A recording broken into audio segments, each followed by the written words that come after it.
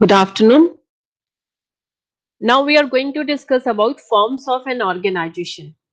As we have talked that distribution of authority and responsibility among the members of an organization is very much important because without having authority and responsibility, no one in the hierarchy will be accountable to accomplish the goal, to align or to direct or to supervise people towards the goal. So in that case, distribution of authority and responsibility is important.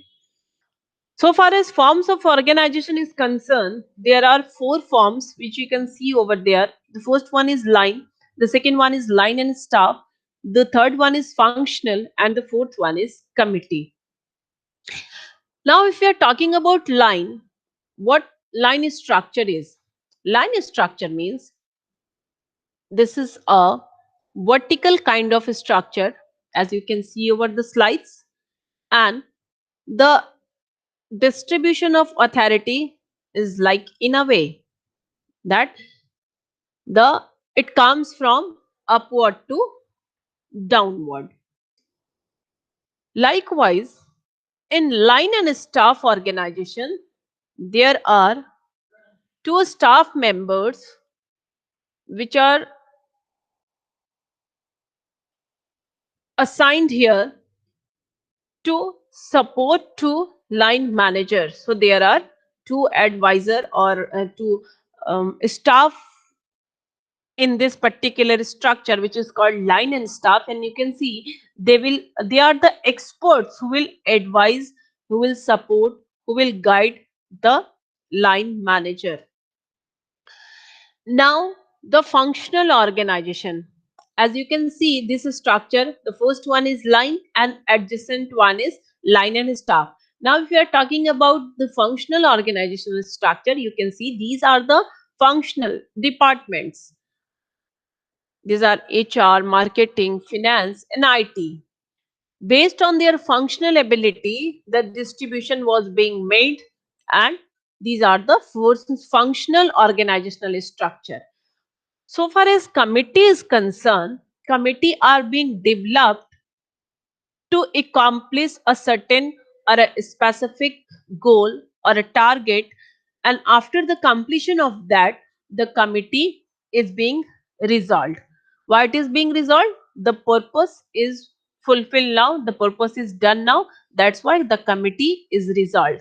And the committee members can come from any of the department. There is no restriction that while choosing the committee members we have to stick to certain departments only, or the departmental faculty or the departmental member or the departmental employee can work in a particular committee. So in that case, the committee members are maybe called from various departments based on the requirement of this particular task or event or activity, and after completion of that they will back to their particular department. Now, there was a terminology that is called span of management. So span of management was being introduced by Sir Gracunas, and according to his contribution, it was being identified that while talking about the superior subordinate relationship, what is the exact number which we can say that this is the ideal span. Ideal span means how many numbers of subordinates a superior can be handled at a time. So there is a mindset that we all have a thinking ki it all based upon the ability of a supervisor, that how much number or how much people he or she can be handled at a point of time. But Gracunas researched well, and based on his formula, he determined that at a time a supervisor can handle 222 relationship. So for this 222 relationship, he may be handle 6 subordinates at a time.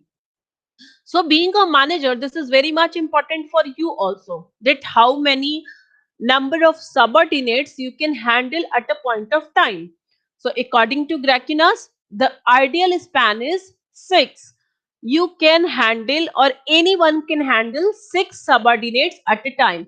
And when you are handling 6 subordinates, we actually talk about the direct relationship. But based on his formula and based on his description, there are, with the 6 number of individuals or 6 number of subordinates, actually a supervisor is handling 222 relationship at this point of time. So according to Grecunas, the ideal span is 6. So this is called the theory of span of management.